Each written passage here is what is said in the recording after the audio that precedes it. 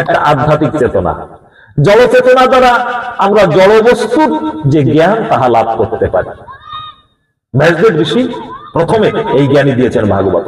জড় চেতনা দ্বারা আমরা জড় বস্তু সম্বন্ধে যে জ্ঞান আছে তা আমরা জানতে পারি। আর আধ্যাত্মিক চেতনা যখন হয় তখন আধ্যাত্মিক চেতনা দ্বারা আমরা জানতে পারি কাকে? এই জড় জগতের উপরে যিনি রয়েছেন, জড় বস্তুর অন্তরালে যিনি রয়েছেন তাকে আমরা জানতে পারি। তিনি কে? সেই পরম বিদধাত পুরুষ ভগবান শ্রীকৃষ্ণ।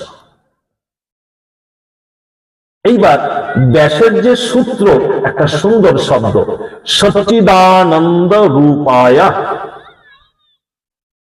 আগে কি বললাম? সচ্চিত আনন্দ। ভালো করে শব্দ রসকে আস্বাদন করুন। সংস্কৃত যেমন করে ব্যাসদেব বলেছেন সচ্চিত আনন্দ, তিনটে একসঙ্গে হলো।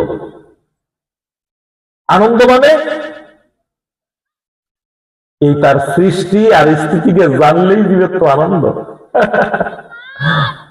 আনন্দের দুটি অবস্থা, একটা পৃথিবীতে মানুষের কাছে রয়েছে, আর একটা রয়েছে ভগবানের কাছে।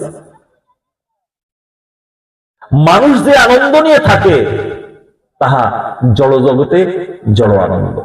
ভগবান আসেন তার কাছে যে আনন্দ আছে তাই দিতে জগতে নেমে আসেন, সচ্চিত আনন্দ।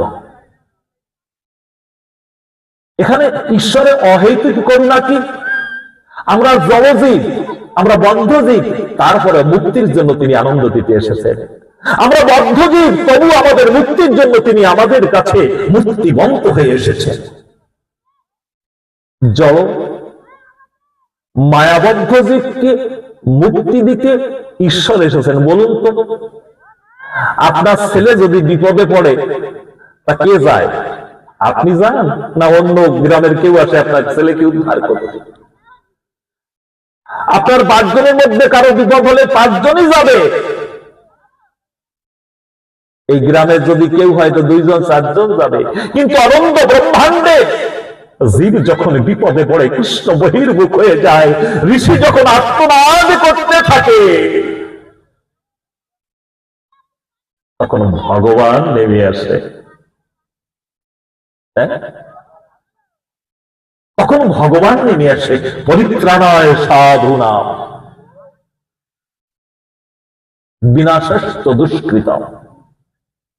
এই কৃষ্ণ অবতারের মূল কারণ কি? ভগবান যে কৃষ্ণ রূপে আসলেন, মূল কারণ কি? দুষ্টকে বিনাশ করবেন আর ভক্তদের তিনি আনন্দ দেবেন।